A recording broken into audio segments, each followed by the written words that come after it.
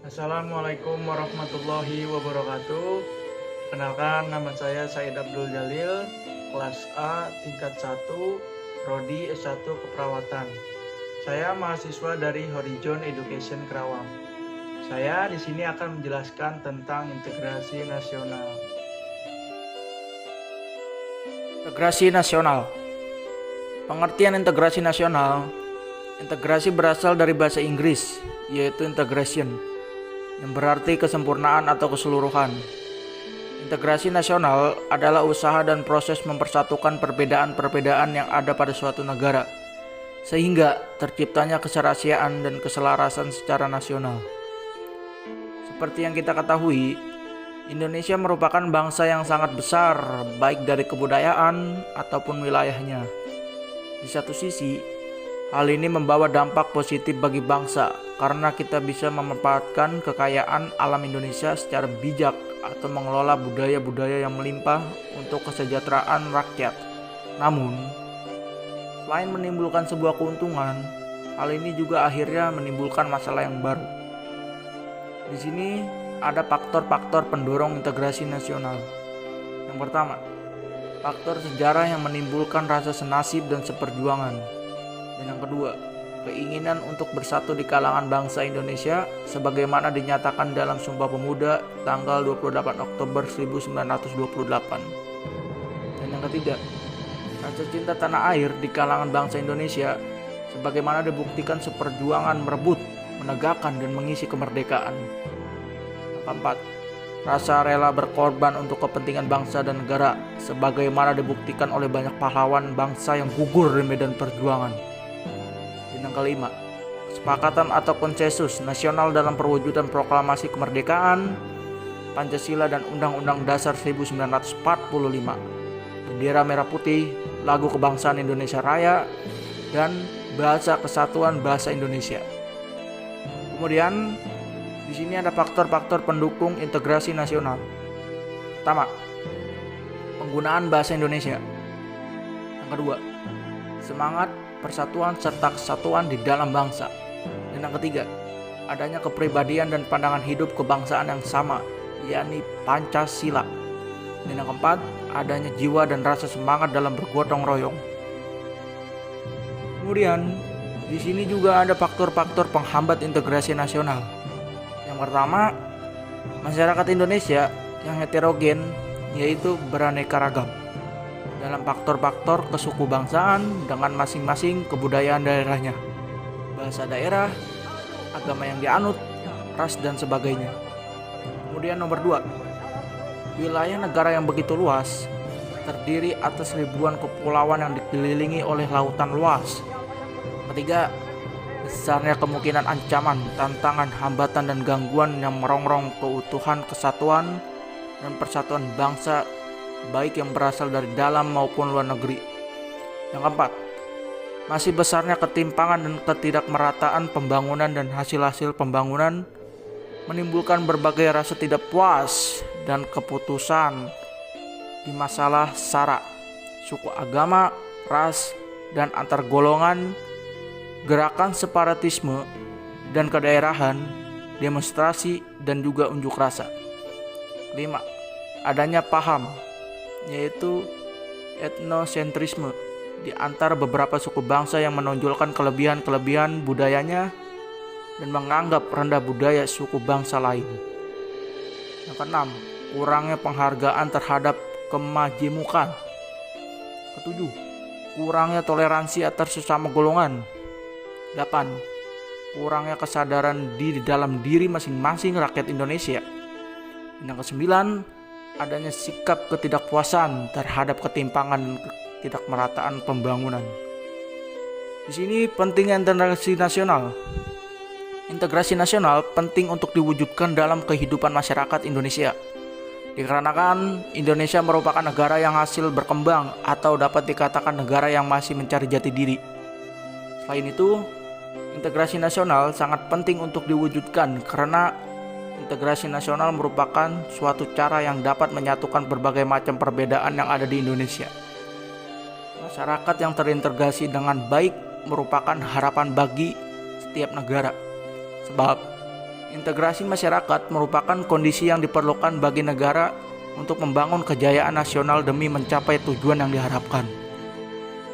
Ketika masyarakat suatu negara senantiasa diwarnai oleh pertentangan atau konflik, maka akan banyak kerugian yang diderita, baik kerugian berupa fisik, material seperti kerusakan sarana dan prasarana yang sangat dibutuhkan oleh masyarakat, maupun kerugian mental spiritual seperti perasaan kekhawatiran, cemas, ketakutan, bahkan juga tekanan mental yang berkepanjangan. Integrasi masyarakat yang sepenuhnya memang sesuatu yang tidak mungkin untuk diwujudkan, karena setiap masyarakat di samping membawakan potensi integrasi juga menyimpan potensi konflik atau pertentangan,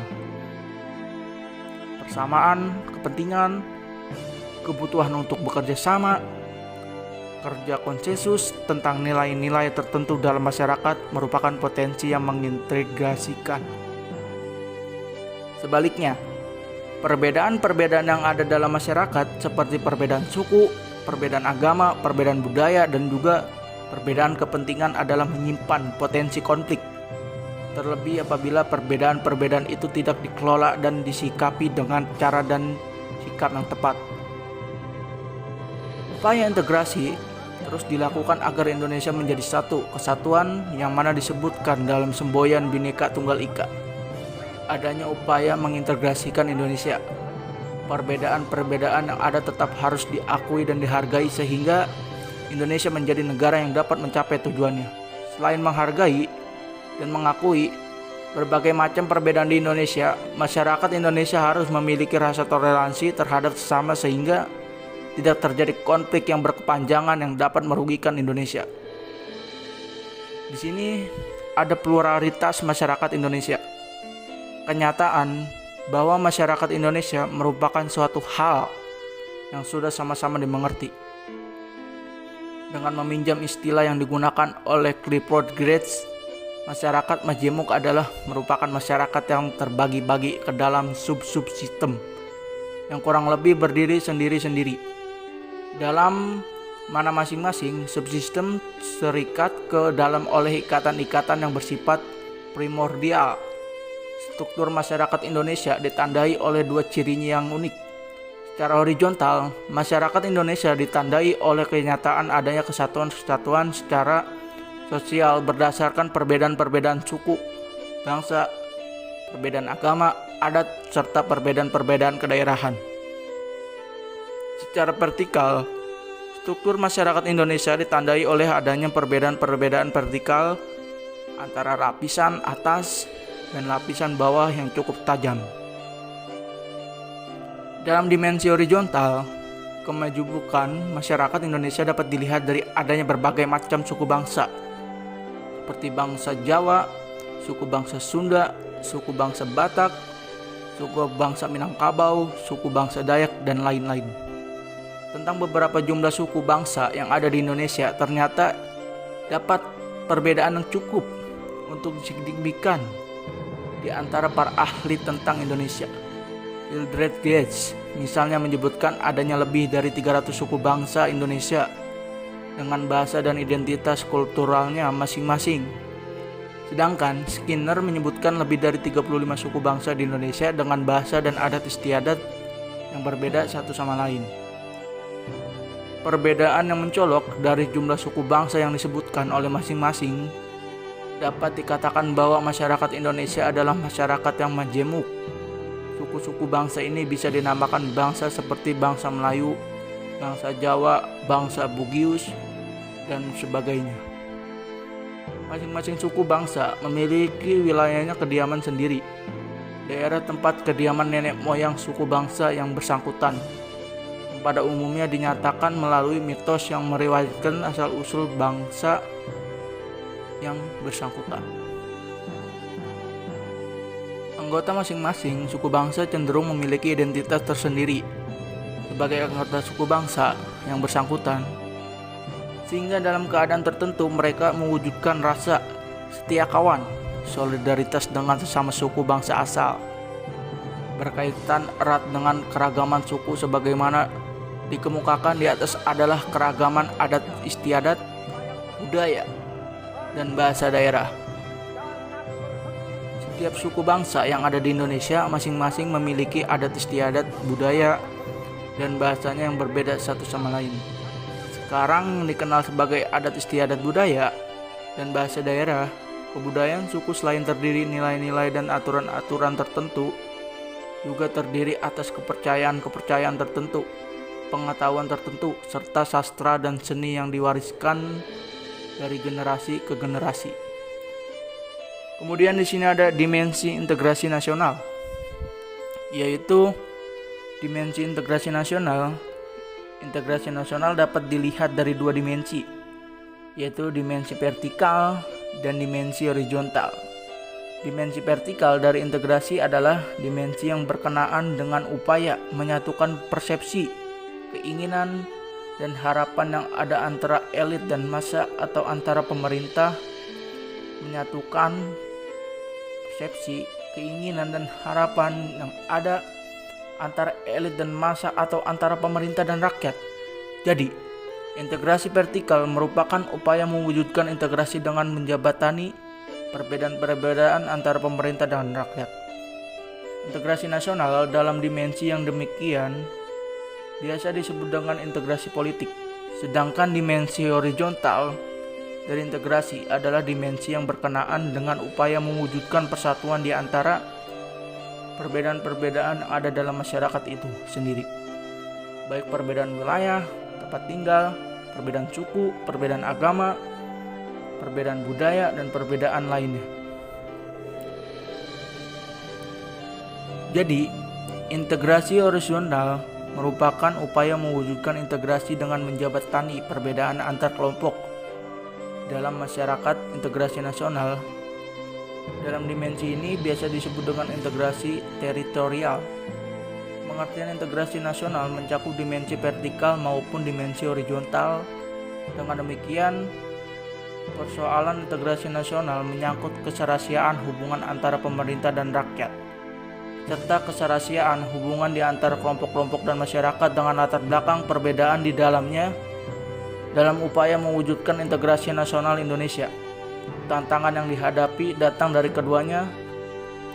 Dalam dimensi horizontal, tantangan yang ada berkenaan dengan pembelahan horizontal yang berakar pada perbedaan suku, agama, ras, dan geografi. Sedangkan dalam dimensi vertikal, tantangan yang ada adalah berupa cara celah untuk perbedaan antara elit dan massa, di mana latar belakang pendidikan kekotaan menyebabkan kaum elit berbeda dari massa yang cenderung berpandangan tradisional. Masalah yang berkenaan dengan dimensi vertikal lebih sering muncul ke permukaan setelah berbaur dengan dimensi horizontal, sehingga memberikan kesan bahwa dalam kasus Indonesia, dimensi horizontal lebih menonjol daripada dimensi vertikalnya. Nah, para pendiri negara rela mensampingkan persoalan perbedaan-perbedaan yang ada demi membangun sebuah negara yang dapat melindungi seluruh rakyat Indonesia. Sejalan dengan itu, dipakailah semboyan Bhinneka Tunggal Ika, yang artinya walaupun berbeda-berbeda tetapi tetap satu adanya. Semboyan tersebut sama maknanya dengan istilah unity in diversity, yang artinya bersatu dalam keanekaragaman, sebuah ungkapan yang menggambarkan secara menyatukan secara demokratis suatu masyarakat yang di dalamnya diwarnai oleh adanya berbagai perbedaan. Dengan semboyan Bhinneka Tunggal Ika tersebut, segala perbedaan dalam masyarakat ditanggapi bukan sebagai keadaan yang menghambat persatuan dan kesatuan bangsa, melainkan sebagai kekayaan budaya yang dapat dijadikan sumber pengayaan kebudayaan nasional kita. Mungkin hanya segitu saja penjelasan dari saya mengenai tentang integrasi nasional. Cukup sekian, terima kasih. Wassalamualaikum warahmatullahi wabarakatuh.